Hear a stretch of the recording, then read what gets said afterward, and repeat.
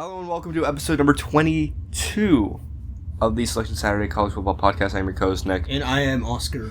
We just keep losing them, man. Very, very empty house today. Yeah, whole house, half the house empty. Half house empty. Yeah, Amelia and Josh could not make it today. Very busy week. Everyone's working. Yeah. I'm not entirely sure why. Well, I'm trying to just get as much money as I can. That's fair. So. Get that money up. As much as I was looking forward to summer where I thought everyone would be available, it turns out everyone's just working at very different times. So, like, it ended up being not as opportunistic, you know? I mean, it kind of is. So maybe as we push towards the school year, we might we'll at least be able have to coordinate. everyone on at some point. All right. Without further ado, we got the American today, the AAC. Mm-hmm. 14 teams in this conference, no divisions. So I feel like that makes it easier, honestly. It does, especially with the stupid website that I made. Yeah. I half made. Dude, it's just the way it split up the Sun Belt made it so confusing. Looking at it, that I was just lucky enough to know which teams were from which conference. Yeah.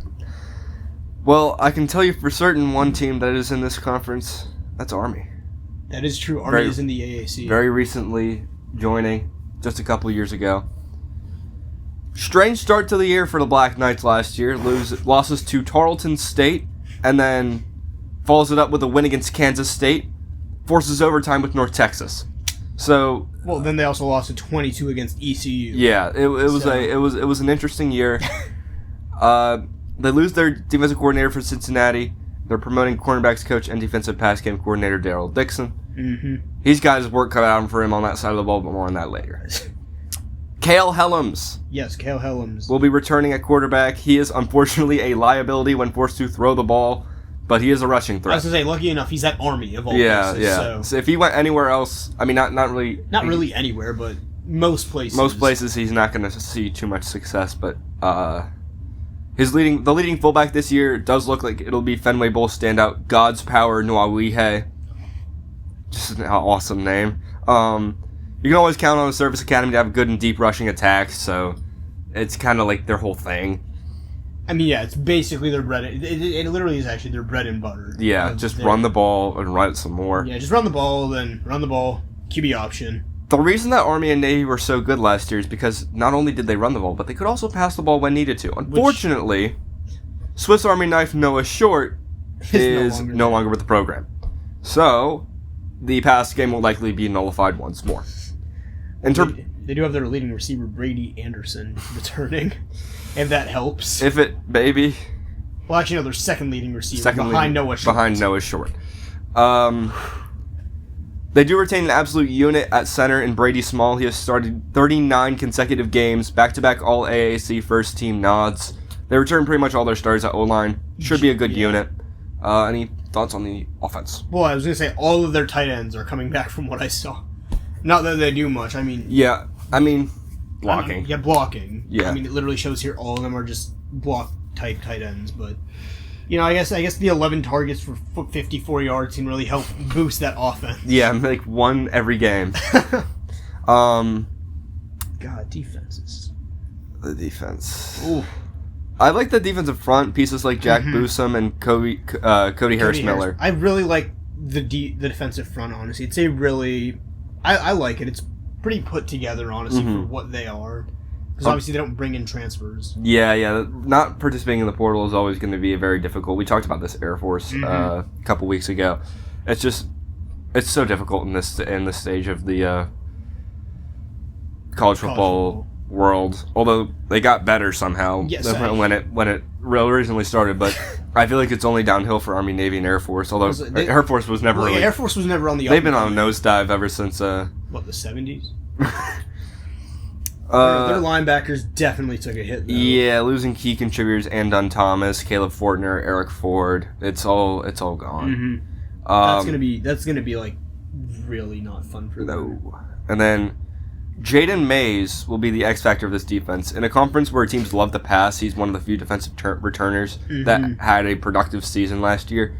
But like the rest of the room. He's one of 4 guys. Yeah. Maybe one of 5 in the secondary at any given moment. And like the top guy last year, Colin Madison, gone. So yeah, it's. Oof. It's not going to look like an Army team on the defensive side. Because usually you can bank on them like getting big guys, big Army guys. But it doesn't even seem like that, honestly. No. The offense is going to look very Army-esque, but that's not really a good thing because that means it's going to be very one-dimensional. And I'm not too stoked about this Army team, I'm going to be honest, which is why I have them going 5-6, 4-4 in the American. Of course, they play 11 conference regular season games, and then the Army-Navy game at the end of the year, which I have Navy winning. So that answers the question for them. Yeah, their only wins are against Bryant, South Florida, a very long losing streak until they beat Memphis, East Carolina, and Rice. Well, it's also a very difficult schedule, I think. Yeah, they did not get the better end of the stick. But I went with them going 6-5, so just flipped one game. So they'll make a bowl game. Yeah, they go bowl eligible. They beat. Well, I guess I can go over their losses. They lose to South Florida, Louisiana Tech, FAU. They actually want to. Oh, they lose to Tulane. I almost forgot about that. They lose to Air Force. We already talked about that though, which was definitely the popular pick. And then they lose to Navy. So. Overall, not too. Yeah, just kind different. When we're used to seeing Army ranked nowadays, like with their, past couple years, right? Maybe just last year. They've been ranked recently, though. Yeah. Not like highly ranked. No, they never. They're mid-major. They don't get highly ranked, but no. Well, don't forget about Coastal Carolina forever ago. Yeah. The Charlotte 49ers. We're not in San Francisco, boys. We're in Charlotte. No, we're in Charlotte. We're in Charlotte, North Carolina. One of the terrible teams of last year. No wins against FBS opponents. That's just what you love to see. Yeah, but a Tim Albin rebuild, it usually takes time. He went 3-9 his first season with Ohio, and he won a MAC championship only seasons later. So. Yeah, I was going to say, they have the exact same staff coming back. Both coordinators, yeah. QBs stay mostly the same. Connor Harrell likely getting the starting role over Grayson Loftus that he lost last year due to a torn ACL, meniscus, and a sprained MCL in September. So. I saw that. From what I saw, though, in the notes, at least, he was apparently ahead of schedule. Okay. Which is always a good sign, especially coming back from basically his knee just going goodbye. Yeah. So it's good that he's ahead of schedule. What does that mean for him? Probably more than likely starting. But, you never know until you see him on the field. He should start, though. Yeah, you also get Cole Gonzalez from Western Carolina. Might make a run for that starting spot. Not entirely sure. The run game was trash last year. Back this year probably aren't going to be much different. I'm going to be honest. I don't love it. Also, there's Chance Williams from Cincinnati. Cameron Smith, no, not really.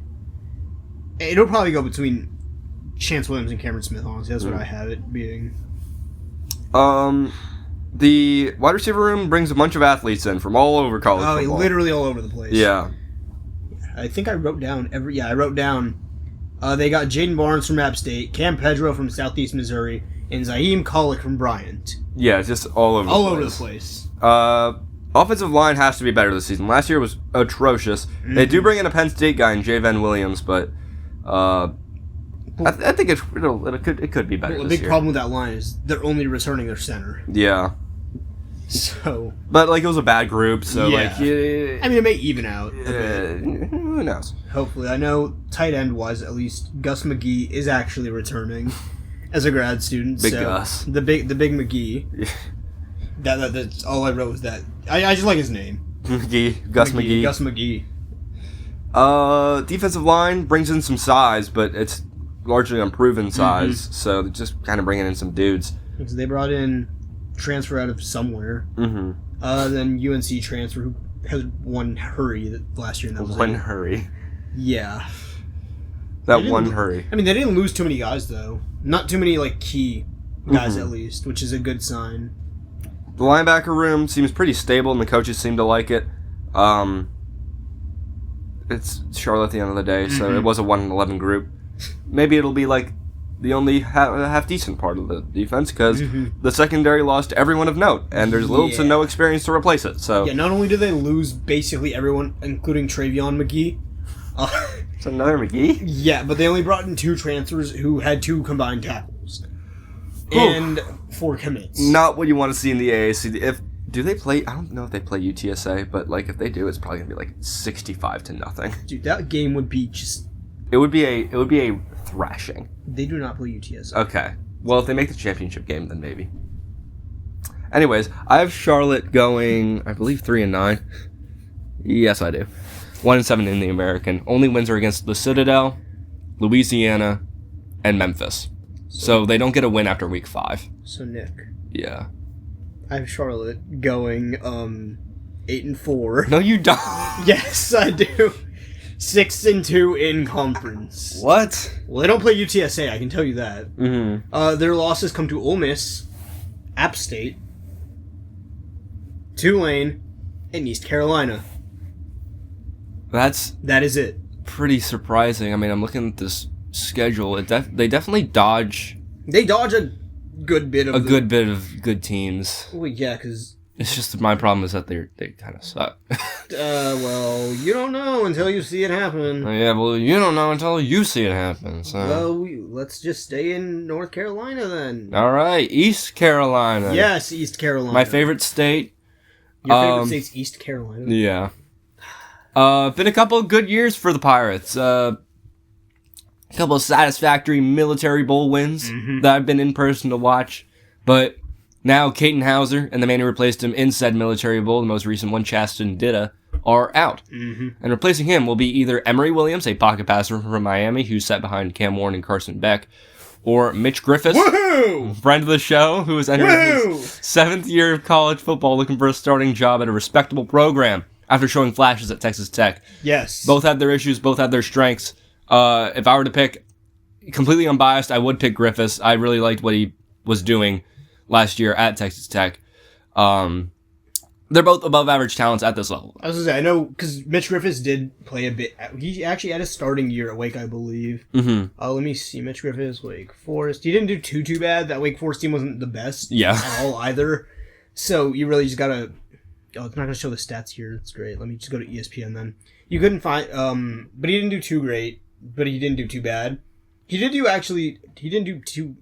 decent as well at Texas Tech whenever he'd fill in. Yeah. I think he played the UCF game. Yeah, 2023, 59.9 completion percentage, 1,500 yards. Whew.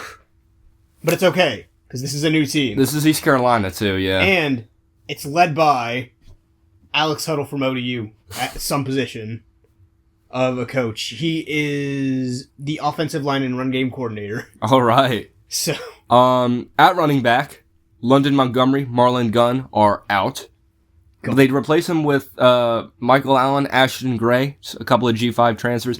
I think they both could definitely I think it'll flourish. be a split system, honestly. I think Ashton Gray has the upper hand in my opinion, but actually looking at it, I disagree with what I wrote last night. I think Michael Allen's the better back. Yeah, they'll split carries. I think they'll be a good Lightning and Thunder. I think they'll be... You mean like a Sonic and Knuckles kind of thing? Yeah, kind of a Sonic and Knuckles, yeah. Both the Smiths lead the program at wide receiver, Anthony and Yannick, but they bring in a plethora of talent to replace them. Yeah, they brought in Ray Joseph, whose name I also like. But he was a former Miami guy, so never know. And then they kept... never mind, that was not Ray Joseph, but they kept a former 4-star by the name of Jaquez Petaway. Didn't do too much last year. He had 16 targets, he had 32 yards. But, I mean, he's also, outside of Brock Spalding, he's like the next guy up there, so you got to do something. Does look like Spalding will be the wide receiver 1 this year, which is... yeah. Who knows? I mean, behind Anthony and Yannick Smith, who were both really good last year, who knows? Offensive line got gutted. I'm very worried about that. Yeah, not a single return. You got graduates and transfers all over the backups. You got guys in the portal who back up. Wow. Yeah, it's a little bit worrying. And then on the other side of the trenches, no incoming transfers on the defensive line. And just people leaving. Yeah. The talent's decent, but the depth is very concerning, especially because they don't bring anyone. Yeah, linebacker, on the other hand, they do actually keep their top 2 guys. Yeah, they do keep... They keep a good amount of the linebackers. Yeah, they kept Donka and D.A. Johnson Jr. I think also the talent's decent. Depth's concerning.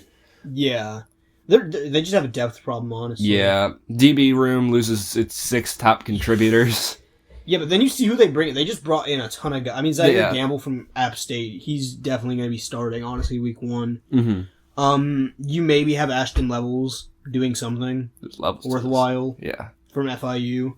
That would really be about it for that. Oh, and they brought back Kevon Merrill.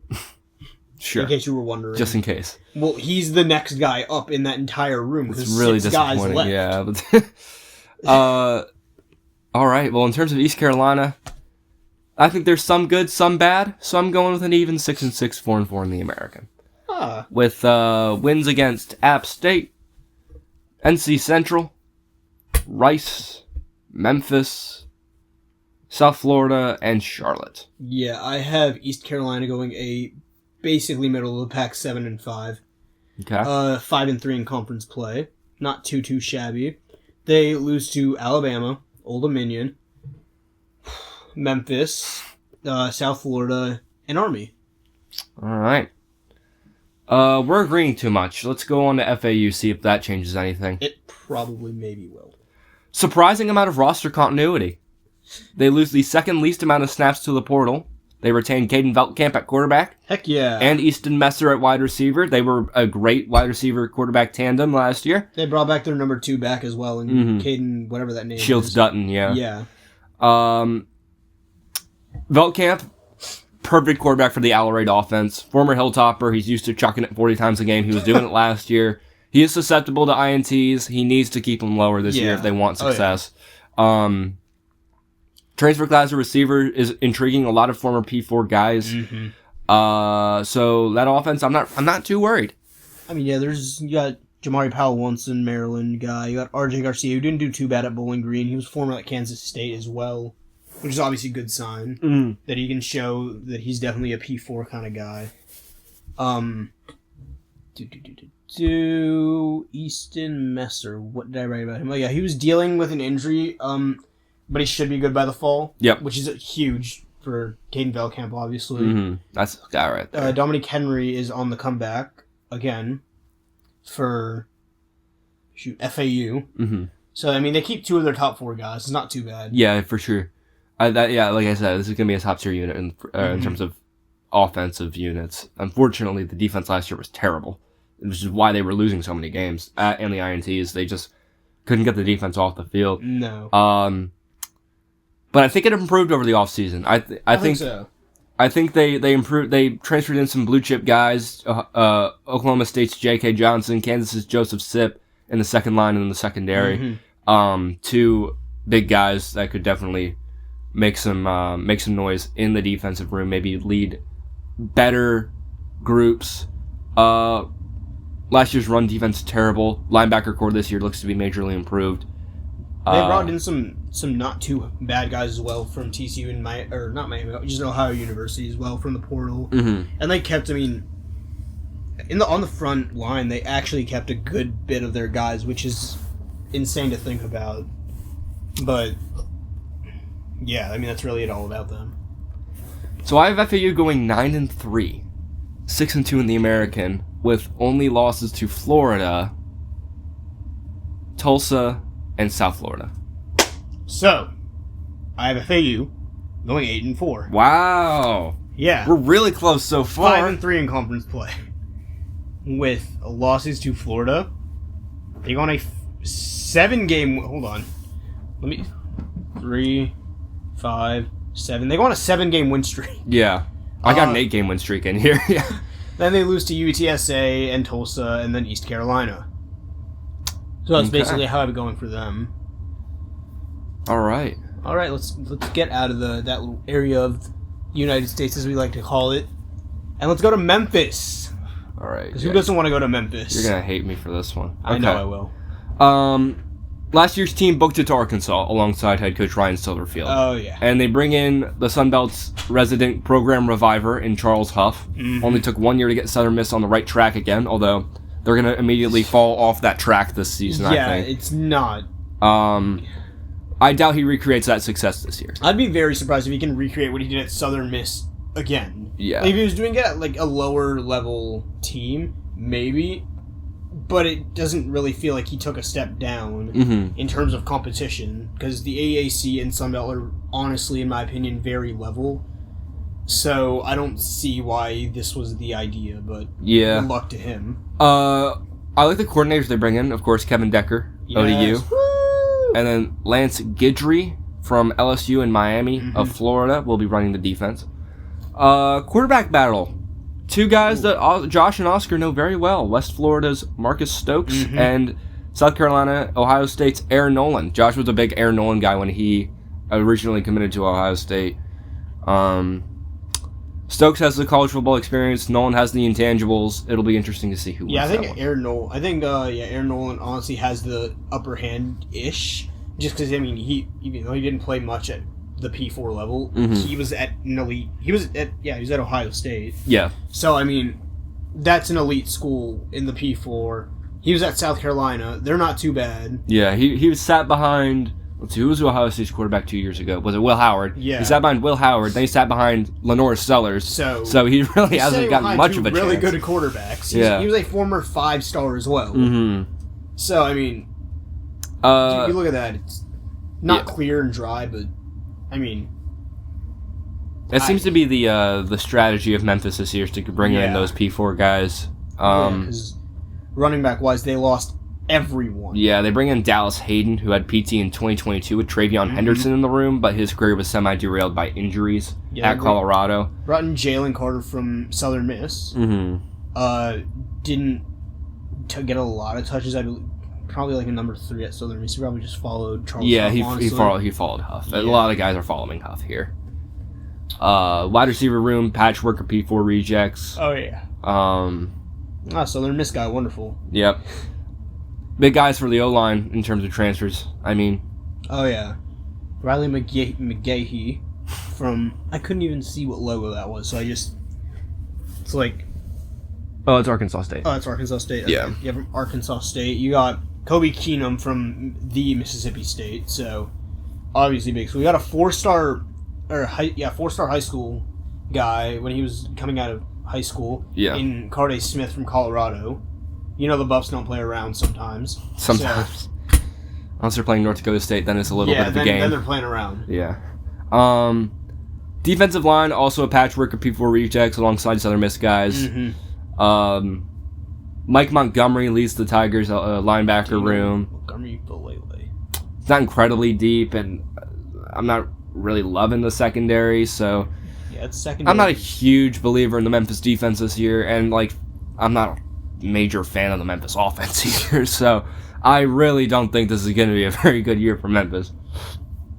What do you think, Oscar? I think it's going to be a very interesting season for Memphis, given the fact that it's not like they're going, not like all of their players are transferring from Southern Miss to Oklahoma or something. Yeah. They're just going from one G6 to another. Yeah. But I think it's a step up in the competition that they had at Southern Miss, honestly. These are also basically former Marshall guys, too, because that's where Huff was pre-Southern Miss. So this is basically a lot of guys who went from Marshall, Southern Miss, and now are at Memphis. Yeah, now we're at Memphis. So it's like the Marshall Thundering Golden Eagle Tigers. Yeah. And I'm not entirely sure I'm in love with it, which is why I have the Memphis Tigers historically underachieving, going a frankly embarrassing 2-10. Wow. Just falling from grace in the most historic fashion, only scoring wins against Arkansas State and UAB. Well, I don't have them going 2-10. I didn't imagine that. But even with this record, they're still the third last team in the conference, which is insane to think of because I feel like this conference is very evenly matched. Regardless of that, I have Memphis going 5-7. Okay. 3-5 in conference play, with with wins to Arkansas State. Excuse me. You had them losing to UT Martin? Oh yeah, the Skyhawks are gonna have an incredible year. Hold on. Wait, hold on. UT Martin had a very close game last year, I believe, against Oklahoma State. Okay, well, I have them beating Arkansas State, UT Martin, who I guess you don't have them beating. No, they yeah. beat Tulane. They beat East Carolina. And they beat Temple. We are, split on most of these games. Interesting. For Memphis. Let's see if I remember. Yeah, okay. Okay, they did not beat Oklahoma State, but they kept it within 20 points. I don't know. We were only split in 4 games. So, Memphis. And then they kind of got destroyed by UTEP. But why did they play? They played 3 FBS teams last year. Jeez. My goodness, that's really... They really said, hey, let's run the gauntlet. Tough. Okay. Let's talk about Navy. I would love to talk about Navy. Horvath, Heidenreich, Texa, Landon Robinson, all gone. Just jumped ship. Last year was make or break for Navy, and it was break. Yeah, they jumped ship, as you would say. Well, they jumped onto ships, probably. Yeah. Well, other than Heidenreich. Right. Got drafted. Yeah, he got drafted. He made it out. And I think Techa did too. Defensive coordinator PJ Volker, now a safeties coach with the Ravens. Mm-hmm. He's replaced by the safeties coach in Eric Lewis. I did not write a whole lot about this team. Braxton Woodson is the new quarterback. He'll fill in just fine, I think. He came off the bench last year after Horvath was having some cramping issues. Led Navy to a win over USF. Doesn't seem to be as accurate as a passer as Horvath. So it's the same thing. They're at Navy, though. You really got to think about how many times he's going to be throwing the ball. No more air going multi-dimensional offense. Yeah. It'll be again like It'll Army. Just be very one-dimensional. Run the ball. Charles Robinson, next man up in Heidenreich's place, being the spring practice standout, and then Vic Listorti will replace Texa. I forgot how you pronounce the man's name. I don't know. I didn't even write about the receiver. I said it's a moot point at Navy. Yeah. You look at their top receiver. He had 134 yards on the season. That should say enough. They said Luke Hutchinson did stand out in the spring, but, who cares? It's a receiver at Navy. It's the hybrid wing T. No one really... Yeah. If you can block, you're fine. Yeah. It's really difficult to evaluate an offense like this when it's so unique, which is why I didn't write so much. I'm like, I don't know. It's like look it's at Navy. Look at my notes on Navy. Yeah. Those are probably the shortest notes I've written outside of teams going from FCS to FBS. Oh yeah. So that's why you had me, because I was scouring the internet for North Dakota State and Sac State information. Anyways, I was gonna say tight end Jake Norris more than likely, because he's the only one who even caught the ball last year. Yeah. For more than 15 yards outside of Cody Howard, who graduated.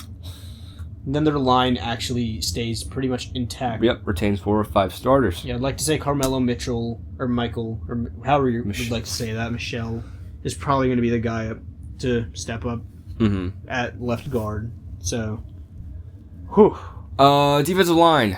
Going to definitely take a major step back without Landon Robinson. Oh, yeah. Linebacker room actually retains key guys in Mark Anthony Parker and Coleman Cawley. Mm-hmm. But defensive backfield, not entirely sure. They do have their defensive captain, Giuseppe Sessi, leading the group. Philip Hamilton, too. Mm-hmm. So he was highly productive for last year for the midshipmen. They keep a solid group in the secondary, honestly. It's a decent squad, I'll give them that. I just think the schedule is probably going to kill them. I think the schedule is honestly what really does not benefit them, which just sucks, honestly. 4-7, 3-5 in the American.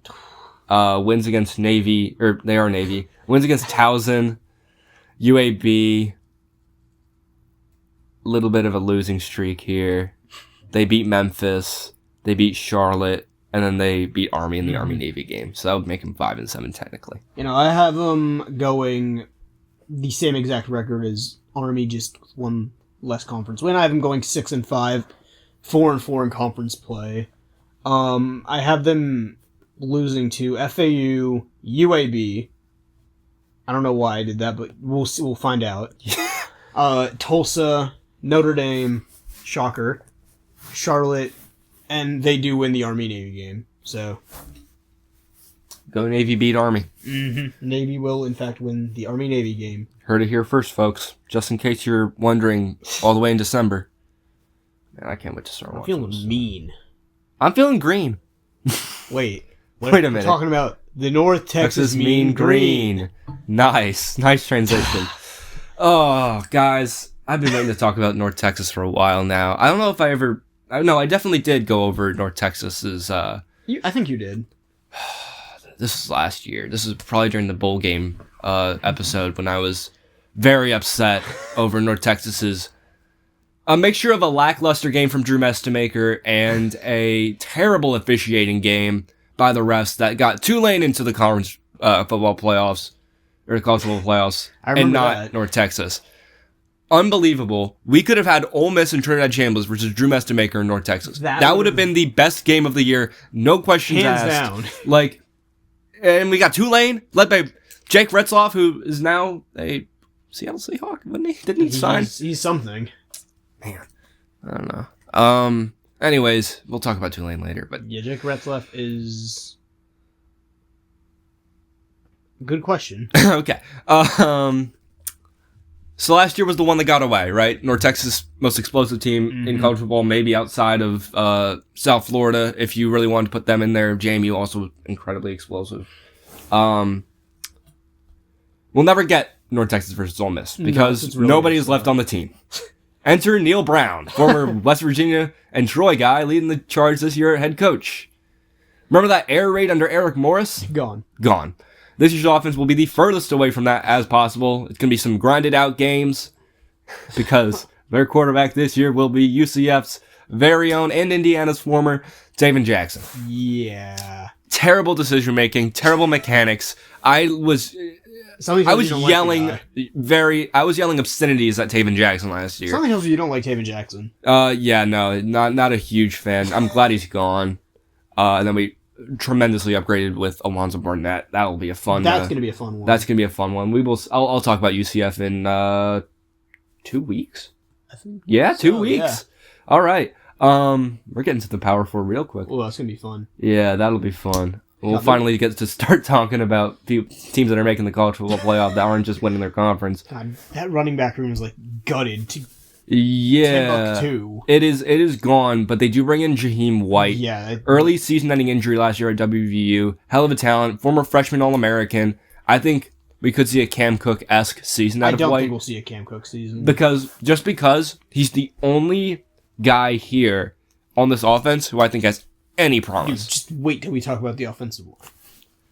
That's true. Hold your water. Receiving core doesn't look promising. Tight ends will probably do a lot of run blocking. And the O-line's a patchwork of P4 rejects. I think it looks fine on paper. I mean, they need to gel. They need to gel. That's the thing. I don't think they're gonna. I mean, you got a guy from, let's see, OSU. This guy, or wait, no, this is the guys that left. Never mind. Even. Now this team looks. Well, yeah, they have Missouri, Texas, Missouri, former 4 stars. Missouri, Georgia Southern, Charlotte. They could have all 3 Missouri guys on the line at the same time, at least. Yeah. Why looks good on paper. On paper. New defensive coordinator from Baylor in Matt Powledge, who was so bad at his job that Dave Aranda had to take the reins and call the defensive plays himself. I like the defensive line. I think it has depth. I don't think there's really a star to bring up. That's the thing. Because there's definitely depth. They brought in a lot of guys. Mm-hmm. The only problem is there's not really that one guy that's going to be the game wrecker, in my opinion. They do not have a whole lot of depth at linebacker, but they do bring in Aaron Alexander from Arkansas State. SMU transfer Zakai Barker. Solid 1-2 punch in that room, but again, depth concerns. So this defense it's just a very shuffled around. Hey, you used to play P4 ball defense. Yeah, just go out there and have fun, right? Yeah. Only good thing that Powledge brings to this team is a transfer from his last stop at Baylor and freshman All-American Caden Jenkins. Mm-hmm. And they have a big play guy in McNeese, and Brandon Jones stood out in spring practice. I think that the defensive back room is the best unit on the defense. I do think it's honestly the best unit on that defense. The only problem is that the bar is not that high. Mm-hmm. North Texas, just because of that defense, I have going a crisp 7-5. I think that Jaheim White can do enough on the offense to where they can win those grinded out games, especially with Neil Brown as the head coach and him coaching Jaheim White before. I think that's a good combination. I think it'll be interesting. Plus, the defense, I think, might be able to gel. Offensive line might be able to gel as we get later into the year. So, 7-5, 4-4 in the American with losses to Indiana, Tulsa, FAU, UTSA, and Tulane. All right, well, we actually were pretty close on North Texas. I have them going 6-6. Oh, we're really on fire today. However, they're 3-5 in conference play. Yeah, I had to just let you know that. They lose to Indiana. They go on a 3-game win streak, then they lose 4 in a row to Tulsa, Charlotte Navy, and Florida Atlantic. They beat Rice, lose to UTSA, beat Tulane, and beat UAB for a good 6-6 record. All right. Well, I think you mentioned Rice in there. I did mention Rice, and I had Rice in my Chipotle Bowl. That's true. You did have Rice in your Chipotle Bowl. Speaking of bowls, are they the worst team to ever make a bowl game? 5-7. Bowl game. 5-7. Sucked balls. They had really good academic progress rate, so they were one of the first teams to get called when Notre Dame and them started to file out. Yeah. Passing game was absolutely terrible. Somehow Chase Jenkins is at Kansas. I don't know how he got that job. In his place will be another former UCF guy and Miami guy, Ja'Cory Brown. I was excited about him too once because he had a pretty good bowl showing a couple years ago. Then I quickly found out he just can't throw the football. So good luck, Rice. I was gonna say, it looks like he's in line to start. So running back room returns. That'll be the preferred mode of attack. That'll I'd have to think be their only way of attack, honestly. All notable wide receivers are gone. Or wide receiver one is a Holy Cross transfer, who was like decent. But Actually, I don't even know who we'd be talking about. Yeah. Max Mosey. Yeah. Yeah. Interesting tight end. Notre Dame transfer Preston Zinter. He originally played on defense, but will make the switch to what I assume will be a blocking tight end role. Probably. There's a lot returning on one of the worst pass blocking offensive lines in the country, which is not entirely what you want. 2 out of the 5 guys are returning. That's not a lot. Yeah. Okay. That's fair. They bring in a Princeton and a Yale guy to try to improve their situation. As Rice, you got to bring in the smart people because you are smart. Smart, I guess, because you got to be like academically good to go 5-7 and make a bowl game. Yeah. Anything on the offense that you wanted to mention? Not really, other than the fact that it just disgusts me looking at it. That's fair. On the defensive side, front 7 doesn't look incredibly promising. Aquantis Clemens sounds like the most Rice player of all time.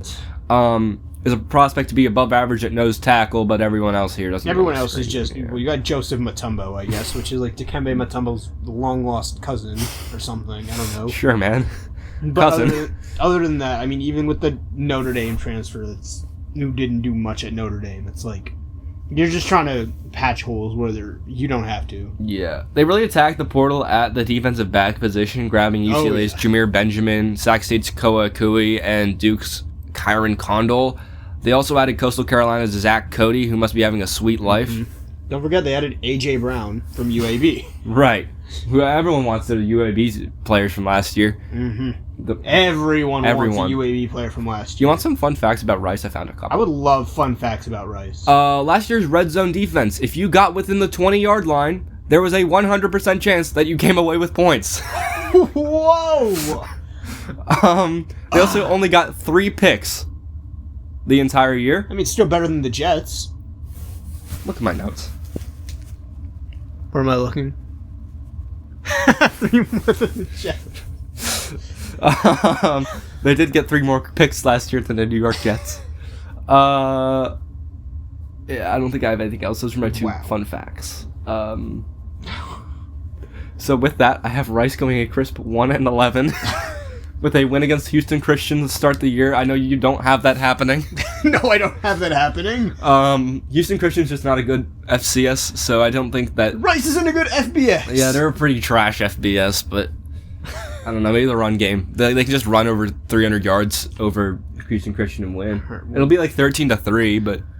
Believe it or not, I have Rice going 10-2. No, I have them going 2-10. Okay. But they do get a conference win. Wow. Yeah. They beat Fresno State, which I'm sure I would be more than happy to run my table back on when I Fresno actually State's not even that great either, yeah. No, so I wasn't worried about that. And then they beat Tulsa. I looked at that game as a game Tulsa just somehow loses. They do everything. They try to lose that game almost. They try to lose. As in, they do everything in their power to lose, basically. Like, they just... I feel like that's a trap game for Tulsa. Wow.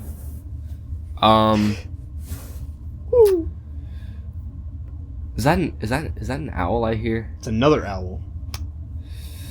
Temple.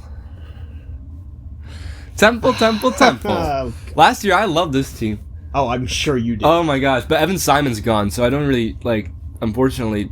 Dude, I always forget Temple's in FBS until I remember they're in the American. Yeah. I never remember. That was honestly the best 5 and 7 season I've ever seen, contrary to their owl counterparts in Rice. That was a really good 5 and 7 season. Well, they got walked in the bowl game. Yeah. But KC Keeler has never had back-to-back losing seasons, and I doubt it ends here. First order of business, figure out the quarterback situation. Well, I think we both agree who it's going to be. Yeah, it looks like it's going to be either Jackson Smolik from Penn State or a Johnny Shepard. Yeah. Bounce around from Rutgers to Wazoo back over to here. Those are your two options. I like Smolik. He seems to be the Wazoo the safer decision option. I like his upside. He looked good in the spring game. Mm-hmm. So, running back. They bring in Rutgers guy Samuel Brown V. Somehow got less playing time as he got older. However, apparently he'd been sitting behind Cal Monungai. Yeah. And then last year, Antoine Raymond, who is projected to be the starter again this year. Maybe even on Doak Walker award watch there. So, it's going to be between Kevin Mason and Sam Brown V, in my opinion, honestly. Had some injury concerns over the year. He's been playing through injuries. It's not been going well. But he's down here at Temple. It's a career revitalization. I really believe in him. Leading wide receiver Kajaya Hollowayne from last year is at Eagles mini camp. Wide receivers 2 and 3 do return in JoJo Bermudez and Colin Chase, and they bring back their all AAC second team tight end Peter Clark. Well, they also brought in a transfer for the wide receiver room by the name of Jace Freeman from Stony Brook. I'm being serious. He had 715 yards last year. That's not too shabby. I mean, no, yeah, I'm just Stony Brook. But he had 56 targets though. Yeah. So he's clearly the number one guy. Uh-huh. I know Stony Brook is Stony Brook, but just because Stony Brook is Stony Brook does not mean he's bad at Stony Brook. Right. They bring back the entire offensive line. Yeah, it's decently deep. I think it's kind of a question mark. Just it doesn't look great, but also, I think it should bring back the same guys at least, so they have time to get to have fun with each other. In terms of defense, the defensive line, edge rushers, I feel like it's a deep mix. They have a good mix of returners and new talent. Yo, where are you? I think they lost a lot of stars. Yeah, unfortunately, they lost basically all of their stars. They lost a lot of stars, but they bring in some guys. I really like the guys they bring in. What about? So you like Jalen Joseph? Sure, Jalen Joseph. What about Caleb Ortiz? Next man up. Linebacker Curly Ordonez, will lead the linebacking unit as an all-AAC honorable mention last year. Should be a fine group, I think. Top DBs from last year are gone. I do like some interesting prospects that come in here. FCS freshman All-American Asa Locks and former West Virginia Mountaineer Josiah Jackson. Yeah, it's not a half bad secondary at all whatsoever. This team's definitely going to do really good, right, Nick? I have one more thing. Oh. The punter, kicker, and if JoJo returns as a specialist, kick returner are also looking like some of the best in the conference. So the special teams game on Temple is also incredible and might even be a little bit of a wild card they keep in their back pocket. Dude, for what purpose? To go 11-1, of course. Only lost to Penn State in Jackson Smolik's revenge game. Yo, do you have Temple making the college football playoff or something? Not yet. They're going 11-1, and their only loss being Penn State. Yeah, because hold on, let's take a look at the schedule. Rhode Island is a good FCS. Honestly, Rhode Island could be sneaky in this game, but I like Temple too much. Toledo, certainly a good squad. Also could go either way on that one. The non-conference is actually very difficult. Then they play Army. Meh. South Florida's a good team. They do play them on the road, too. That'll be a tough test. Could definitely see them losing that one. UConn is another tough test. It's a tough schedule for Temple. I just kind of subconsciously, when looking through my brain bank, was like, oh yeah, Temple. I want Temple in this one. Oh, I'm sure you did, which is why I had them going 2-10. Yeah. But they win a conference game. They beat Rhode Island. which is the only game we agreed on. Yes. And then they beat Rice. That is it. Hey, we agreed on that one, too. Oh, yeah, well... yeah, we agreed on my 2 wins for Temple. Yeah. Which I guess means something. Well, let's be happy we're not by, like, a coast or something, so we don't get hit by a wave, specifically. Now, hold on. Oh. I wasn't done yet. Yeah, go ahead. Talk about I think the schedule is really good because they don't play UTSA. I don't think they play UTSA. Well, that's a good question, but they do. I have them losing to UTSA. They don't play UTSA. They don't play UTSA. They play FAU. They don't? No, they don't play FAU either. Temple just really benefits from a soft schedule, I think. I cannot wait for Temple to go 6-6. And I don't think that they play that giant green wave that you saw earlier. Well, they don't play Tulane. This would be correct. So really, it's an easy schedule. Anyways, let's talk about Tulane. Yeah, I would love to talk about the Tulane Green Wave. Unfortunately, John Sumrall poached by the Florida Gators after a CFP appearance with the Green Wave. His replacement is Will Hall, the one that went 14-30 with Southern Miss. This is a really good start. Maybe they... I don't know. Maybe. I don't know who that quarterback's going to be, though. I literally wrote my notes. You don't? I wrote down projected QB1. Good question. I think... it's because... Hold on, wait for this to load, please. I mean, it could be Zion Chris, but, I just... I just don't know. There's too many question marks. There's the problem for me. Okay. Here's the thing. Caden Samanza tore it up at Ball State as a freshman. Probably the best freshman in the MAC 2 years ago. Then backed up somewhere, I forgot where, last year. Now he finally gets a chance to start at Tulane. Zion Chris also an option from Houston. Mm-hmm. I mean, I'm not stoked by him, but... Yeah, no, neither am I. That's why I have no clue who to go with. No, Samanza's actually a crazy talent. I think he's going to have a great year. Running backs are good, too. Jamori McClure broke out late last year. Louisville, Mo Turner, huge I kid. can definitely tell you who's going to be the running back, at least. Yeah, Jalen Lucas and Johnny Daniels, also great depth pieces. Mm-hmm. One of them will probably be your kick returner. They lose lead wide receiver Shaz Preston, but... There's a lot of guys in the receiver room, actually. Yeah. Anthony Brown-Stevens returns. Wide receiver 5 is Carl Lewis. They bring in Destin Hill from LSU. That's what I was going to say. LSU's Destin Hill is here. Got a few transfers in here. Mm-hmm. Offense might not be half bad, despite the coaching. I don't know what his deal is. Maybe it's just the program. Yeah, maybe it's just the fact that they're Tulane. Their tight end, it goes down to their number 4 guy from last year, Gabe Wolverine, or ODU transfer Dawson Johnson, or Duke transfer Vance Bolliard. Tight ends might be the weak point. Yeah, but that's probably where I'd want my weak point to be. Yeah, I mean, I'd rather my weak point be tight end instead of O-line. Or quarterback. In terms of the O-line. In terms of the O-line. It is the lightest O-line in the nation. I don't know why I mentioned that. Whew. The offensive line is the lightest in the nation in terms of pound-for-pound weight. I'm telling you, this is why I should not be forgetting my notes. I thought I was going to have some insane transition right there. Yeah, no. Defensive line got decently harassed. Do you mean... Yeah, they did. Derek Shepard returns, however, and so does Jared Henderson after an injury last year. They brought in Ed Smith the fourth. That's a great... South Alabama. Great guy to get Ed Smith.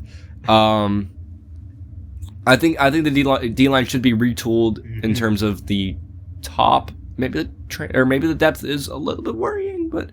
I mean, they just lost so many guys is the problem. I believe in it. I believe in Tulane.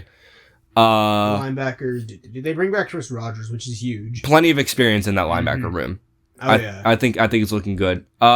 Secondary was basically the reason they lost the College Football Playoff game last year, but A, that was against Ole Miss and the best offense in the nation, and B, they seem to be completely reworking that unit this year, and they have the talent, I think, to succeed.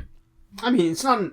It looks like the similar kind of secondary that I had last year, which isn't bad. They did really good up until Ole Miss, which, to be fair, was Ole Miss. Ole Miss. So, I mean, overall, not too bad for the Tulane Green Wave. All right. You have anything else? Not really. No, I don't have anything else. 9-3 is what I have Tulane going this year. 7-1 in the American. Losses to Duke, Kansas State, and South Florida at the end of the year.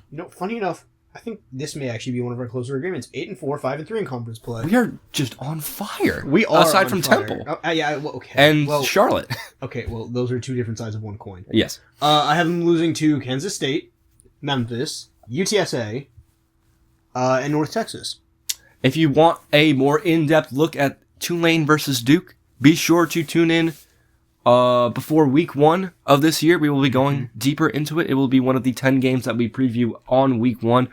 You'll definitely want to tune into that. I hope. It'd be really fun. That'll be fun. Once we're done with all these conference previews, we will be doing 10 games per week. Not every game this year because it got a little bit repetitive, and I feel like that would take a lot longer. Doing the same analysis every week was getting kind of repetitive. So we're moving the process along. I'll be covering every game just like in like a 5-second snippet in a segment that will be announced later. Is it the 5-second snippet? This 5-second snippet, sure. Yo, did you hear about that like little tropical thing going on by Florida, by the way? Oh yeah, there's some kind of like golden hurricane. The Tulsa Golden Hurricanes. When I saw the name, I'm like, are we sure that's Tulsa? Sure?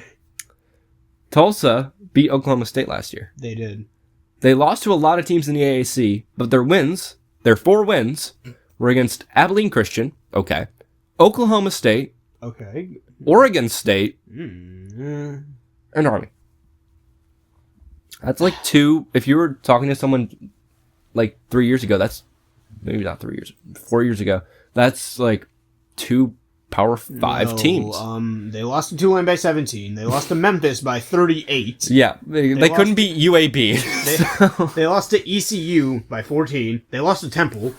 I'm still not high on Temple. They lost to FAU by 19, and they lost to UAB. I can't believe they lost to UAB. Did I forget to mention 45-7? No, I didn't. I just wanted to say it again. Well, Tulsa's team gained even more notoriety when second-year head coach Trey Lamb opened Portal House. You remember Portal House? I do remember Portal House. Let's see how successful that was. Kevin Barbay comes in from his offensive analyst position at Kentucky as a new offensive coordinator. Mm-hmm. That should give him some more urgency to the offense with his high-octane mentality. The quarterback room consists of Dexter Williams from Kennesaw State and the expected starter in Baylor Hayes, who was last year's starter. Yeah, it'd be surprising not to see Baylor Hayes start. He should take a jump in his sophomore year. I mean, last year he was literally a freshman, so should be a little bit better this year. That running back room takes a hit, though. Yeah, they'll have to replace 1,000-yard rusher Dominic Richardson. They did bring an Auburn transfer, Damari Alston, though. Yeah, a couple P4 running backs here, so should be decent, hopefully. Yeah, hopefully. Offensive line transfers are looking solid. I mean, I think this is a pretty pedestrian offense, maybe even above average. I mean, for the conference, this is definitely one of the better offenses overall. I did want to say that, they lost bits and pieces in the receiver room. They brought in Javon Ross from Bethune-Cookman. Bethune-Cookman, yeah. Bethune-Cookman, he had 686 yards. He had 75 targets, which is it's a lot. Yeah. Well, it means they trusted him, maybe? And then they brought in an Oregon State transfer by the name of David Wells. He probably got beat by Tulsa. He's like, man, I gotta go there. Probably. Julian Roberts should be the starting tight end. He was tight end 3 last year. He got some playing time. Mm-hmm. He's more of a blocking kind of guy, but never hurts to branch out and explore new things. Then obviously that offensive line's just interesting. Defense. They returned 6 starters. Funny enough, this is my favorite defense in the conference. I think that's completely valid. Linebacker Ray Coney has departed for the Power 4, but I think they did a great job filling his spot. Mm-hmm. Secondary returns Elijah Green, had 5 picks last year, 7 deflections. Pair that with P4 transfers. Tulsa's looking really good on defense. You want to say anything else about defensive line? Anything else about the defense in general? Well, I mean, they brought back a ton of guys. They brought in a lot of P4 guys, former P4 guys. I mean, they brought in UAB, Devin Hightower, 52 tackles last year, which is insane in college. 78 tackles from Rylan Leathers. Where did he come from? Because he's 78 tackles. Jeez. Rylan Leathers. He came from Idaho State. He's going to be in that secondary now. Which did lose Lento Smith Jr. and Champ Lewis, and that's really about it, unless you want to count New Campbell. It's a New Campbell. Tulsa's out of conference is a little bit difficult, I'd say. Yeah. But I still have them going 7-5 with that. Okay. Losses to Oklahoma State, Sam Houston, Arkansas. Then they go 6-2 in the American, with only losses at the end of the year to Tulane and UTSA. So regardless of how happy I am about this defense, I have Tulane being a middle-of-the-pack team, 6-6, 4-4. Gosh, man, we are within one win every time. I'll talk about wins, I guess. They beat Sam Houston. We already talked about that. They beat East Texas A&M. Shocker to everyone. They beat North Texas. They beat Navy. They beat Tulane. They beat FAU. And they beat UTSA. Ooh. Okay. We had to get here at some point. I guess we have to talk about this team. The Trent Dilfer experiment at UAB was a complete disaster. What do you mean? It was perfect. Last year's team was a fever dream. I mean, I could name a lot of things. I'll name two. The opening game last year against Alabama State. Oh my God. Let me check that score real quick. I can easily. It was 52 to 42. And then the players have the audacity on UAB on TikTok to post a video that said, when you put B2A on Alabama State. when they won by 10. That is Alabama State, and you only win by 10. And you're like, we just beat them really badly. No, that's not a good win. Then, right before the senior game against South Florida, Daniel Mincy stabs two of his teammates. What was going on at UAB? It was an absolute Whole house mad. It was a terrible year. After all that, they went 4-8. They went a crisp 4-8. Yeah. It was such a weird year for UAB last year. It was crazy. So this year, interim head coach Alex Mortensen will be taking over for Dilfer. They bring in a veteran defensive coordinator in Todd Grantham to fix the atrocious defense. Jalen Kitna is finally gone. It's about time. Thank goodness. His replacement will be former West Virginia transfer and last year's backup Ryder Burton. He led this team to an upset and eventual derailing of Memphis' playoff hopes. Struggles with turnovers, one of many struggles of last year's team overall. But yeah, it was a team thing last year anyway, so it's okay. This running back room is really good. Yes, I think I wrote down that Braylon McReynolds, apparently his nickname is Bam. Bam, yes, Bam McReynolds. Bam that's McReynolds. Yeah. Homage to Bam Adebayo in his 83-point game. Yeah, he's going to get 83 yards this year, 83. Maybe 83 yards per game, per carry, sure. Yeah. Even though he's from ULM, obviously the competition in the Sun Belt probably isn't the best if you're from ULM, given how you're in the Sun Belt West. Well, that means you have to play... Oh, that's true. Yeah. He had a very solid season last year. Played in every game, all 12 games. Then you got the Coastal transfer from Javen Simpkins. Also 500-plus yards last year, in the Sun Belt. And then you have a Georgia transfer. Roderick Robinson, the second. So overall, we wrote down the same guys, yeah. A very good running back room, honestly. Wide receiver room. Gutted. Little experience left in this room. Well, Caleb Brown's maybe coming back. He missed spring camp. And is apparently missing some of summer, but... Ooh. Yeah. All right. O-line will likely stay pedestrian. Injuries are already affecting depth. I know a couple of guys have already got injured. So poor UAB, y'all. If you're a UAB fan, I feel so bad. Who is a UAB fan? People who live in Birmingham. Oh, yeah, because everyone lives in Birmingham. Although they're probably just Alabama fans. Yeah, they're probably just Alabama fans. God, this defense...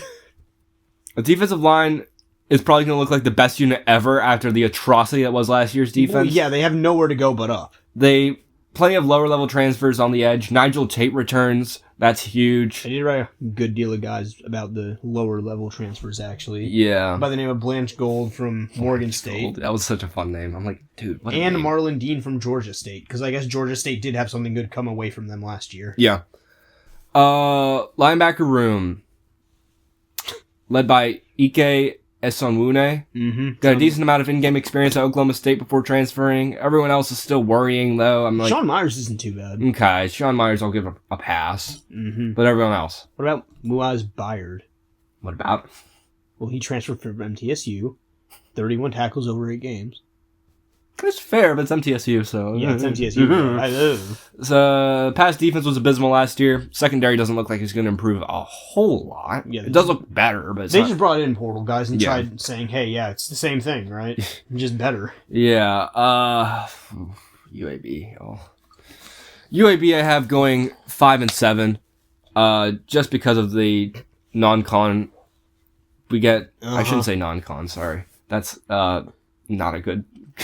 Anyways, they do win against UL Monroe. They beat Louisiana. That's going to be a couple of cakewalks, frankly. What's their conference record for you? 2-6. Okay. Samford is an easy win, so there you get 3 wins, pretty much easy wins, and then you go into your conference play, and you only get. You have to pick up wins against East Carolina and Charlotte. So Nick. Yeah. We were only 1 game off. Again. In conference play. Oh. So we have the same record at 5-7, and I have been going 3-5 in conference. Okay. Play. Yeah, we were only 1 game off though again, so we're really hitting the nail on the head. I haven't beaten UL Monroe, cakewalk. Mm-hmm. I haven't beaten Navy at the beginning of the season. Is that? Oh yeah, that was that. No, that was Tulsa. Yeah. Well, I mean, I've been beating Samford. I've been beating Memphis. I've been beating Temple. And then they lose to UTSA and North Texas to finish off their season without going bowling. Unless something like last year happens again. They are not high in academic progress, and I can guarantee you that. Okay. You never know. Maybe Joe Dilfer really turned that program around, even though he's not No, there. he didn't. Well, he certainly turned it around. It was just going forwards, and he just did a U-turn. Oh, my gosh. Okay, we'll talk about a couple of bowls in South Florida. I would love that. Whole House is new. Whole House is very new. Led by Brian Hartline. Yes. I'm very intrigued by Brian Hartline here. Alex Golish headed to Auburn, brought his guys with him. What Hartline did was nothing short of incredible, bringing in the best portal class in the G6 according to 24/7 Sports. At least a couple of the 41 guys that we brought in have to be good. Starting at quarterback, the Bulls replaced Byron Brown with an interesting prospect in Michael Van Buren. Yep. And a not interesting prospect in Luke Cromanhook, who was a victim of the 2024 Florida State Seminoles nosedive. I have to pull up PFF Ultimate for this because they did not list transfers on college football depth for USF. Interesting. No, MVP is going to be a star. Michael Van Buren is super good. He was doing well at like Mississippi State. No, he's doing really well. Yeah. I liked him. Hartline hired a new defensive coordinator in Josh Aldridge, who led the AAC in least points allowed with his ECU defensive unit. They bring in Ohio State transfer defensive end CJ Hicks, 5-star prospect out of high school. Did we just skip DJ Crowther? I was all like... just all over the place. I was all over the place on South Florida. It was probably early note-taking when I was like, you know what, I'm just going to throw some stuff here. I would like go ahead and talk about the offense. I didn't write a whole lot. I would love to highlight their running back from Dartmouth last year, DJ Crowther. He also was a 1,000-yard rusher, actually. All right. Believe it or not. He had 10 touchdowns. And the Ivy is no slouch in terms of football talent. Yes, I mean, it's, at the end of the day, it's Ivy, but not the worst. No, Harvard and Yale are good programs every year.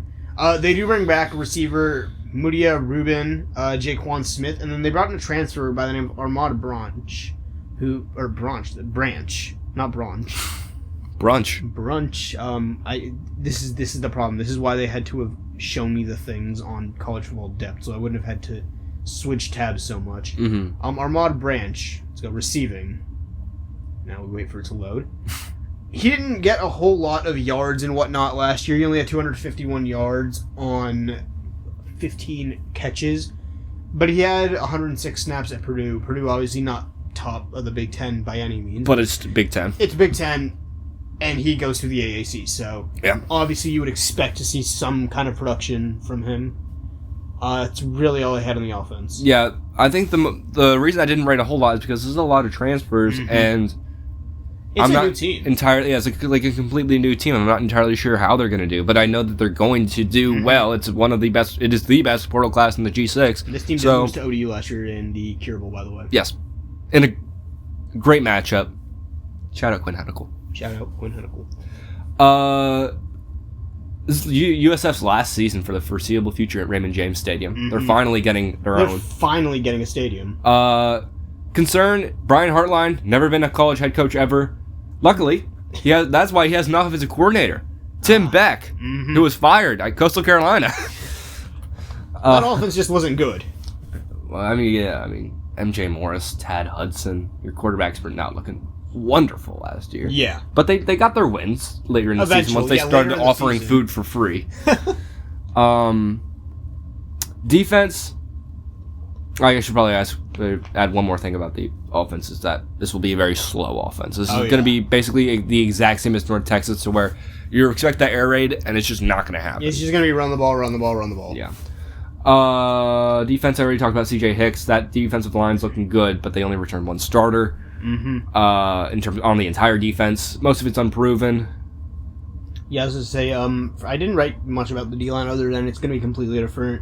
They bring back Xavier Hamilton and Rodney Hill for the linebacker crew, so that's good for them. And then Taven Howard comes back to a very, very, very depleted secondary. Yes. Very, very, very, very depleted secondary.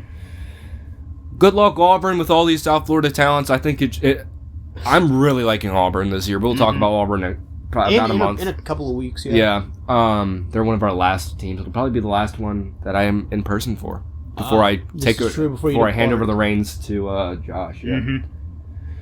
But USF. The USF we loved is gone, but maybe this is a new USF maybe it is that we could possibly come to love and enjoy. So what's your record? 8-4. 4-4 in the American. They win all their non-conference games against Florida International, Delaware State, Bowling Green, and Kent State. It's a very easy non-conference. Yeah, their non-conference is not that hard on. So all they have to do is go average in 4-4 in the American to get that 8-4 record. So their only losses I have are against Army, Temple, UTSA, and ECU. Well, I am very high on the South Florida team. I'm going 9-3. Okay. So no double digits yet. One game off again. They are 6-2 in the conference though. They lose to Illinois. Oh wait, I'm still on UAB. What are you on, USF? South Florida. Oh yeah, that's right. It's under here to South Florida. Yeah. There's South Florida. I have them losing. Well, first of all, I have them winning the first 6 games. Okay. That can definitely happen. Yeah, they lose to Kent State. They win 3 in a row. Then they drop to FAU and Tulane to end the season. Interesting. I think it'll be like I said, better as they go on season, which is why I have them dropping that early game to Army. Yeah. And then Temple, UTSA, catch them early. Another game that goes Temple's way. I mean, yeah, I can't say the same thing. Clearly, I have been winning 6 straight games at the start of the season. 50 points for Gryffindor, yeah. Probably going to they'd probably end up ranked, honestly, if they win 6 straight in decent fashion. Yeah, that's typically how it goes. Teams on a win streak, even if they're in the lower ranks, if they're just not losing games, they're like, yeah. That's why they reserve the 24 spot. Could you tell me by chance what animal Speedy Gonzalez is? Meep, meep. It's time for the UTSA Roadrunners. I'm a big fan of UTSA every year because they're everyone's favorite type of team. They have an incredible high-octane offense and just absolutely zero defense. So, that was the problem last year. Jeff Traylor has led his team to very average seasons as of late. After being perennial champs just earlier this decade, 2021, 2022, I believe they won this conference. Hey, they were winning this conference a lot. Not too long ago. It's just the combination of the aforementioned unbalance of the two sides of the ball, as well as a lack of wins on the road. They cannot win on the road. It's a little bit of a problem. A very big problem. Despite this, it is the offensive coordinator in need of replacement due to last year's heading for Kentucky. Defensive coordinator is still here. I don't know why. Rick Bowie comes in from Western Kentucky. The Hilltopper man himself. Western Kentucky, UTSA, they run a very similar air raid, so should be a great fit. Oh, yeah. It is Owen McCown's final season in the college football ranks. We were just talking about him, and Aiden McCown. Yeah. who was quarterbacking what? Incarnate Word? What were we? Yeah, Incarnate World or something. Yeah. Like Robert Henry, running back, gone, but his backup, Will Henderson III, is still an incredible athlete. They also grabbed his backup from 2 years ago, prior to the transfer to Cal, in Brandon Hyde Jr. So he's back from Cal, so he was good enough to go to Cal. Yeah, which is obviously a good sign. This wide receiver room, they lose Devin McEwen, who's headed to Ohio State. Which is wide receiver U. This is incredible. Yeah. But I feel like the wide receiver room is left without a true threat. They bring back A.J. Wilson, David Amador II, wide receiver 2 and 3 last year. Then one of them needs to step up. They don't really have a big threat guy, but I feel like that's almost better in a lower conference, honestly.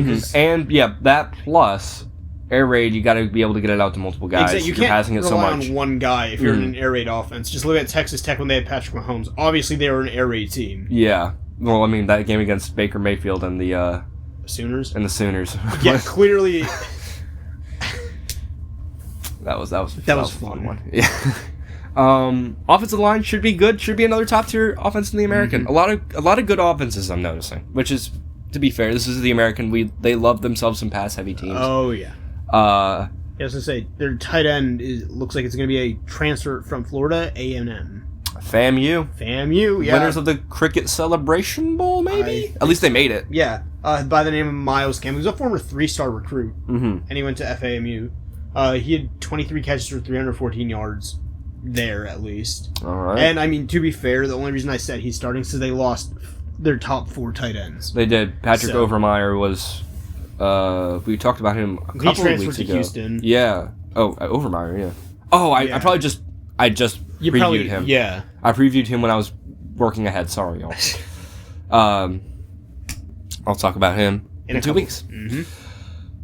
Defense. This is definitely the make or break if they want to be champs. They're going to have to fix this defense. And very large overhaul. They retained some leaders. Ty Leonard, one of those guys on the D-line, also on the D-line.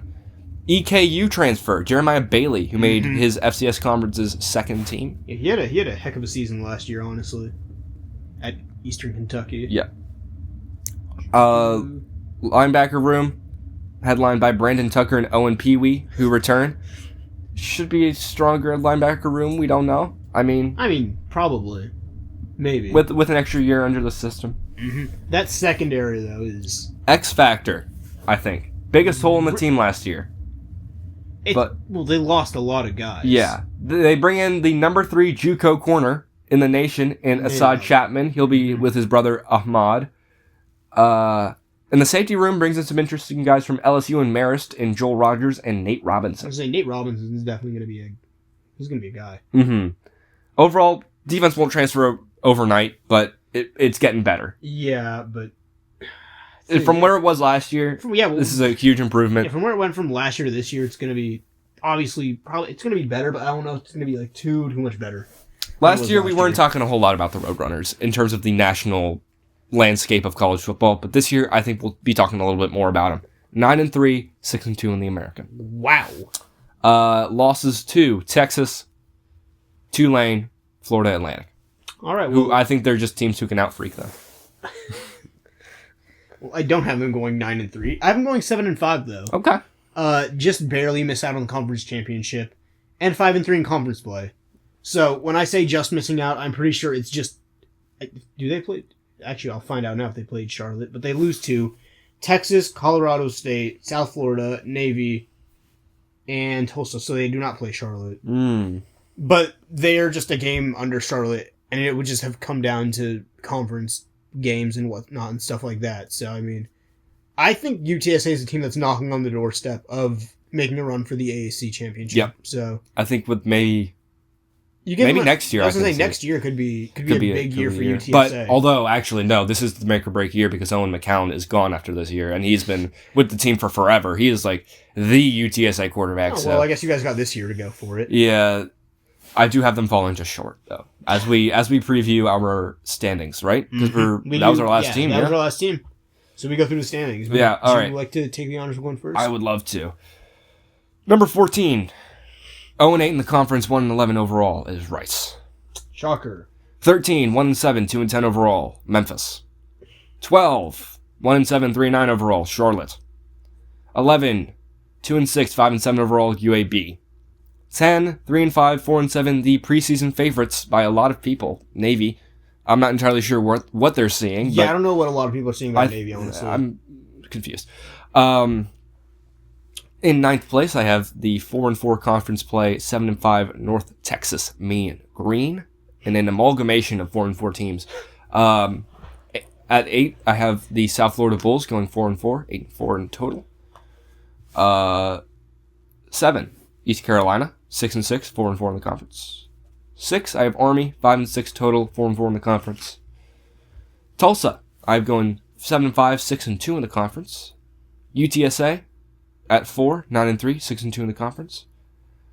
Just falling outside of the championship game alongside those two is Florida Atlantic, 9-3, 6-2 in the conference, which means number 2 is going to be Tulane, 9-3 overall, 7-1 in the conference, and Temple, of course, going undefeated in conference play, 11-1, 8-0 in conference, will be the championship seeded number 1 and get home field advantage at the Link in a packed stadium. Literally the only problem I have with your thing is Temple. Yeah. That is the only problem I have with your is. This could have been fine if it wasn't for Temple. You take Temple out of the equation and it's sunshine and rainbows. Well, you take Charlotte out of the conversation for me and it's all sunshine and rainbows. Well, that's 2 teams out of 14, given the fact that... Yeah, considering we were very... Considering last week, this is a very calm week. Shocking. With that being said, I have Rice as your 14. Well, actually, Rice and Temple as the bottom feeders. Both going 1-7, both going 2-10. Then we get to 2, I guess, tied for second last as well, at 3-5 in conference play, 5-7 overall. UAB would be the 11, Memphis would be the 12. Then I go to North Texas. They go 3-5 in conference play, but they go 6-6 overall, so they're 10th in the AAC. Then I have Navy going 4-4 conference play, 6-5 overall, at 9. 8, I have Tulsa going 4-4, 6-6 overall. Then we get to all these 5-3 teams. So I will simply say, Army is 7, Florida Atlantic is 6, East Carolina is 5, Tulane is 4, UTSA is 3. Whereas Army goes 6-5, Florida Atlantic goes 8-4, East Carolina goes 7-5, Tulane goes 8-4, UTSA goes 7-5. A lot of those 7-5 and 8-4 mix-ups are just simply head-to-heads. Mm-hmm. With that being said, my 1 and 2 are left. I have, at my number 2, the Charlotte 49ers, going 6-2, 8-4 in conference play. However, South Florida edges them out with an extra win on their schedule. They go 6-2 in conference play, 9-3 overall. All right. Care to preview that championship game of yours? Yeah, I have South Florida winning. I think Temple has been battle-tested throughout this year. Oh my, Nick! And really, what it comes down to is that improved defense. You're putting me on Temple taking advantage of the lackluster, light offensive line that will become the thorn in Tulane's side. Temple, led by Jackson Smolik, will be headed to their first championship game. And when's the last time Temple won an AAC championship? I don't know. How many conference championships football? 2. In the 2016 season, they won the American Athletic Championship, Conference Championship. Mm-hmm. And then in 1967, they won the Middle Atlantic Conference. KC Keeler, one of the best coaches in that no one talks about. Plus the upside of a complete team. The Temple Owls. Sure. Shocking the world. Yeah, sure. 32-1 to win this conference, by the way. This isn't happening, Nick. No, it could. I really doubt that it does. It could. You don't know. You're right, I don't. But I'm pretty certain. Well, I don't think Charlotte's going to make it even close to a bowl game, so I guess to each their own. Okay, we can calm down now. All right. It's time for the 3M Open. The 3M Open, won last year by Kurt Kitayama here at TPC Twin Cities in Minnesota. Minnesota! Let me get to my notes. We don't have top 5 odds right now, and we don't have really any odds other than winners, so our oddballs will just be other picks to win, just as a quick preview. Yeah. I'll start with my number 5. I'm going Corey Connors. Ooh. T14 at the Open Championship, T7 at the Travelers. He can certainly contend in some tournaments, especially these worst ones. I mean, T7 Travelers, I don't think there were a ton of names in that one. I don't think so. He's one of the bigger names in this tournament. Hasn't played here since 2019, so we don't really have the course history. I think Corey Connors could find himself in this top 5 this week. All right. Well, for my number 5, I have Tom Kim. All right. You cannot ask me why I did this before looking at how he has done at this event. But it's okay, because we roll with the punches anyway. Yes. And I need things to bring me back into this. So Tom Kim will definitely help with that. Overall, he hasn't not been doing too bad outside of the Open recently. Yes. He got 3rd at the U.S. Open. We don't talk about John Deere. But he got T6 at the Myrtle Beach Classic, and he won the Genesis Scottish Open. Yeah, like I said, we don't talk about the Open. Mm-hmm. But overall, I think he is, his history actually, the 3M is T26 and T28. But I think his recent success definitely puts him in an outside look for a top 5 finish this weekend. Hit the nail on the head, Oscar. I got Tom Kim at my number 4. I picked him last week in my top 5 as well. Champion's hangover is very much a thing. Oh, yeah. Now he doesn't have that hangover. Miscut at the Open Championship. He was on a collision course to winning that Scottish Open throughout his recent starts. It was just better and better and better until he broke through and won. Surely he's still hot here. Like you said, 2 top 30 finishes in his prior starts here. So. Yeah. With my number 4, I'm going to go the Keith Mitchell. Overall, he has been at the 3M Open, isn't it? Yeah, he's gone to 3M Open 6 times, his most recent one being last year. His earliest one being 2019. He has missed the cut twice. However, the 2 times he has made it into the top 45, he went T5 and 5th. So, if he's gonna get in the top 5, and he's not going to be 5, he seems pretty comfortable around that 5th spot. So I put him at my 4th. And he has not been doing too bad recently. He got 5th at the CJ Bryson Nelson, and T4 at the US Open, and T22 at the Travelers. So, but we don't talk about John Deere or the Open.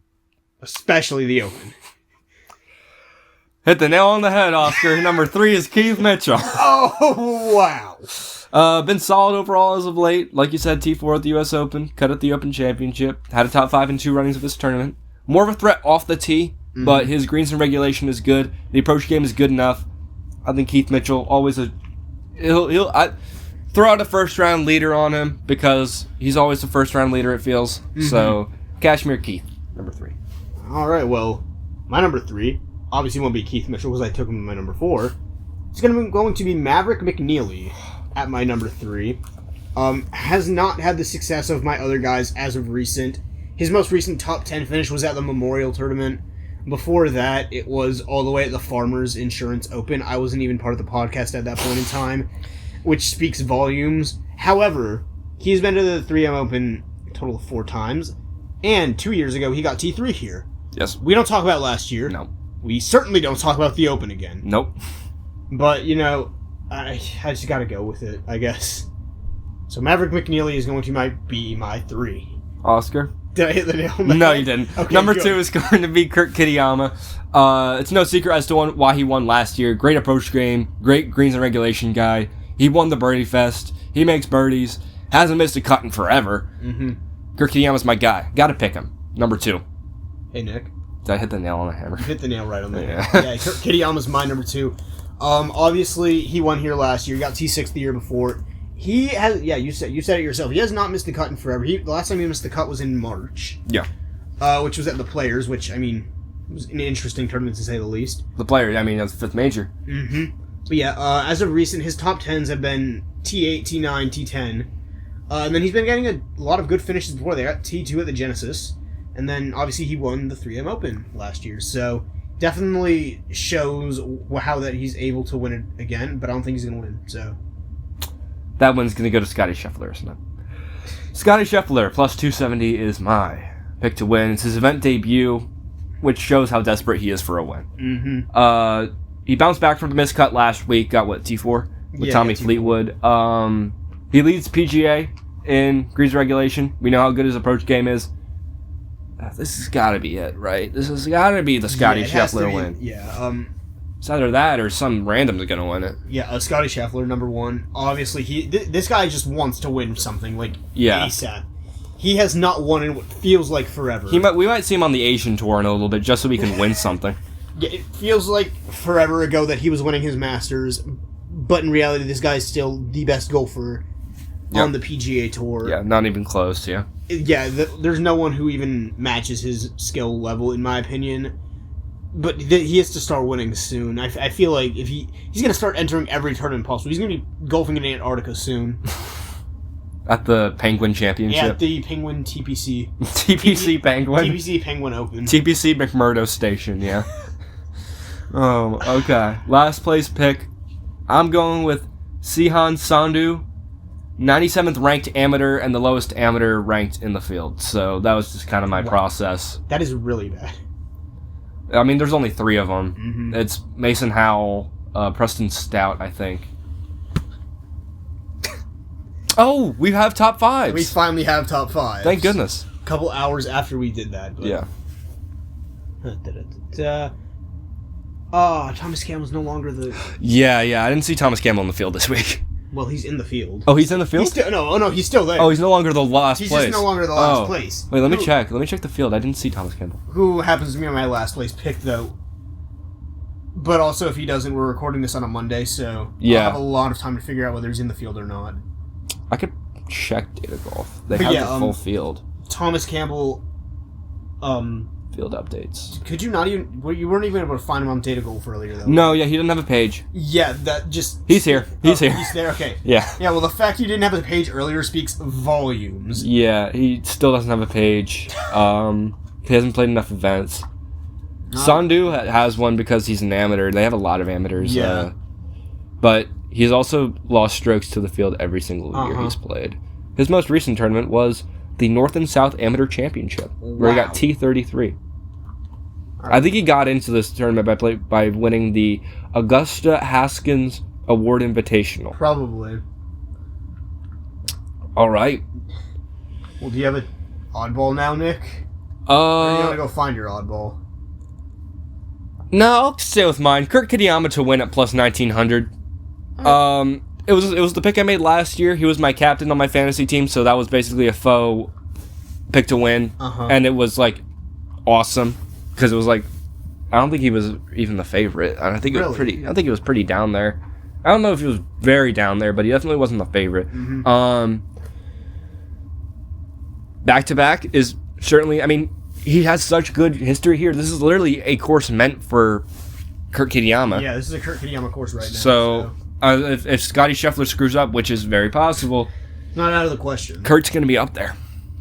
Well, my oddball pick, which at the time was literally like the only pick, was whether there was going to be an albatross or not.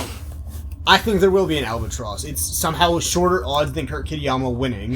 It is only plus 1,000, so there's no anything going into this. It's just straight. I think somebody can make an albatross. Maybe. I mean, it's a birdie fest, so there could be an albatross. There could be an albatross somewhere in the birdie fest. Yeah. I mean, all types of birds will be showing themselves this I'm week. sure. How many birds are there in Hungary? I don't know. Hey Siri, how many birds are there in Hungary? There are approximately a lot of birds. Yeah, we go to Hungary this weekend. Huge weekend for apparently Aston Martin, because apparently they're bringing in a whole host of upgrades. Could I tell you what they are? Absolutely not. They're going to update that car. They're going to apparently update that car, and I'm very interested in seeing how that car actually looks after the quote-unquote upgrades. Let me look at the weather regarding this weekend, because there's rain that's possibly in the forecast for Sunday, actually. Wonderful. So either the race gets postponed 5 hours, or they put on the wets. But also, this is a 20% chance of rain. It's a week out. Other than that, Friday, Saturday are sunny with some clouds, so could be honestly a different race strategy, regardless of... You may see some teams do some weird stuff during the practice sessions, but that's probably it. Because I'm assuming during the qualifying they'll just throw on the softs, call it a day. Yeah. As they usually do. But I'm excited. It's the Hungaroring. Hungaroring, yeah. Yeah, the Hungaroring. Hungaroring. The Hungaroring. And this is the last race before the summer break. So we School's out for summer. Yeah, we'll not have F1 for about a month after this week. We just had our break with with everything that was going on. Are they ever going to run those races back, do you think? So apparently they were trying to run back I can't remember which one it was, but that did not go through. So as of right now, it is still a 22 race season. Okay. They may race in Portugal twice, though, is what I heard. Okay. So, or actually, no, not twice, but Portugal may be coming back early, is basically. Okay. Because Portugal is slated for next year, or I think the year after, not this year. Okay. All right. That all said, let's get to our 22 guys. Bottas, Stroll, Perez, Alonso, Albon, Ocon, Behrman, Sainz, Colapinto, Bortoleto, Lindblad, Hulkenberg. I think it's basically been that, and then Gasly, Lawson, Hadjar. Yeah, it's like it's a mix-up of the same guys for the bottom 12 all the time. For the bottom, basically up until the top 7, it's been pretty much the same every week. Mm-hmm. This is where I tend to kind of experiment up with this top 7 because I feel like there's a large gap between Lando Norris and Isaac Hadjar. Really? I think it's decent. I mean, Hadjar's definitely in middle guy, but then we get even more down to Lawson. But you believe it or not, and Hadjar outside. He had the 30-place grid penalty last weekend and finished 6th. 30-place grid. He did a whole lot of. He changed a lot of stuff with the car, so he just started at the back. Okay. So yeah, I have Norris and Piastri 7 and 6. Mm-hmm. I have Russell racing at 5. Max Verstappen at 4. Kimi Antonelli at 3, Charles Leclerc at 2, and I have Lewis Hamilton making it a 1-2 for Ferrari this week. Ooh. Well, 21, 20, or 22, 21, 20 are the same as always, basically. Bottas, Checo, and Stroll. Shocker, I know, right? Yeah. 19, Albon. He's not been succeeding that much in the Williams. 18, Ocon. He has not been succeeding that much in the Haas. Yeah. Fernando Alonso at 17. It's improvement, I guess. Maybe. He did finish the race last weekend. 16, Colapinto. I just feel like he won't have a good race in the Hungaroring. I don't know why, but I just have that feeling. 15, Gabby Bortoleto. He got back in the points last week. I'm pretty sure he got P9 or something like that. Good job, Gabby. So good for him. He falls out of the points, though, this week. Pierre Gasly at 14. Coming off of the high of the first half of the season, basically, for me on Pierre Gasly. I feel like the Alpine is starting to take a step back. Yeah. Either that or the rest of the midfield's finally using their upgrades for good. Yeah. And not for bad, which is a terrible strategy. I don't know why they'd ever try that. Ollie Behrman at 13. That Haas, I don't think they've really done much with it. So, I mean, they've been running around the same positions all season, which isn't bad, isn't good. The rookie, Lindblad, at 12. He had a really good weekend last weekend, actually. Finished within the points as well, I believe. So, he's looking really good for Racing Bulls. Oh, yeah. So, but he does not finish in the points this week. And right outside the points, in his favorite spot, Nico Hulkenberg at 11.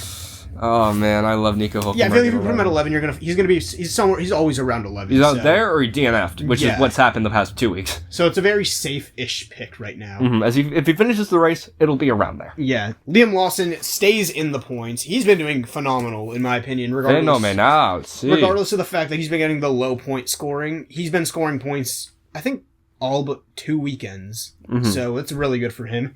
Carlos Sainz is back in the points at number 9.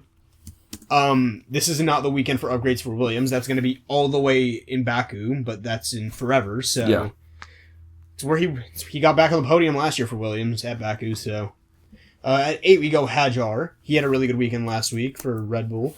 Then we go at number 7, Oscar Piastri.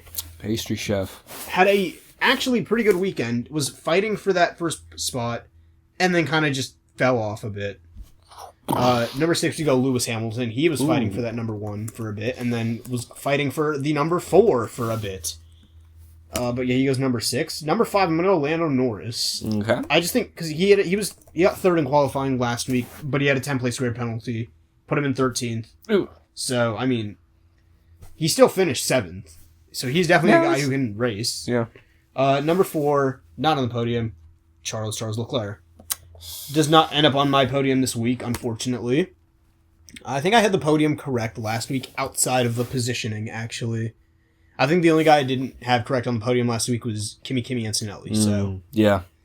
But to round out the podium, we have George Russell getting a bronze medal this weekend at the Hungaroring. That's going to be a mouthful to say. Hungarian. Max Verstappen does not win another race, though, here at the Hungarian. He gets second, and Kimi Antonelli, the race winner in Hungary.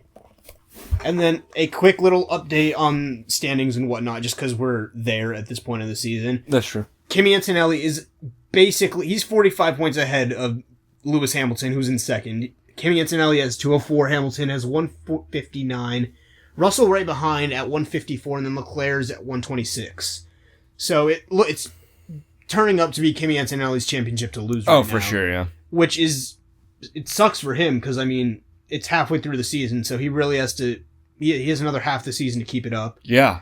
We go to the constructors, though, and it's pretty much Mercedes, Ferrari, McLaren, and then everyone else. Well, and Red Bull, I guess. Kind of Red Bull. And then everyone else. In the midfield, though, it is a really fun battle for best of the rest, because Alpine and Racing Bulls are tied right now at 61 points for fifth. All right. So, and then, obviously, Cadillac has not scored a point, Aston Martin has 1, Audi has 10, Williams still has 11, but have not scored since Monaco. Wow. Haas has 21, but they haven't scored since Monaco. Yeah. So there you go. There's your F1 update. All right. And we could afford to do it because we don't have half of our podcast members here. This is a very quick episode going by so far. With 14 teams in the AAC as well. It's insane. Yeah, we got through that really quick. I really hope that y'all enjoyed the quickness of the episode. But we have one more segment to go, of course. I'm ending prematurely, y'all. It is the note card. Yes. Well, not thankfully, but because it's a short week, we have like nothing on the note card. Yes. The first thing, and first of three, I guess, is Jonas Valanciunas left the NBA. He will be playing basketball in Lithuania. Might be their best player. He probably will be their best player. He will probably be playing FIBA basketball for Lithuania now, if he hadn't been already. Interesting if he could maybe lead that team to a World Cup. Not a World Cup. Or, well, I know what you're trying to say. Sure, yeah. World Cup, but Olympics too. That would be interesting, honestly. Yeah. Because now he doesn't have to worry about playing in the NBA. So. I mean, if South Sudan made it last year with Carlik Jones as their best player. Anything can happen. Radford's finest. Uh-huh. There was a 3-team NBA trade that came to my attention because... So many big trades. I don't know why I didn't get this notification from Shams. It's all Shams' fault, I guess. Yeah. But the Hawks got Lou Dort and Ryan Nembhard. The Mavericks got Zachary Richer, who was a former number 1 overall pick. And then the Thunder got a bag of chips. Yeah. Which is basically just draft picks. They love themselves some draft picks. We know that. I guess they love draft picks.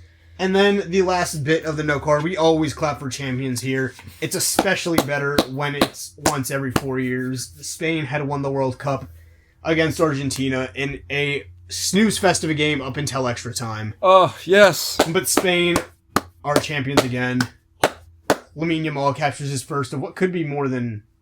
It could be a couple, maybe 2 or 3. I hope so. Add the second star to the jersey, man. You had Argentina winning. I had Spain winning, so I'm happy about that. I'm happy that Argentina made it.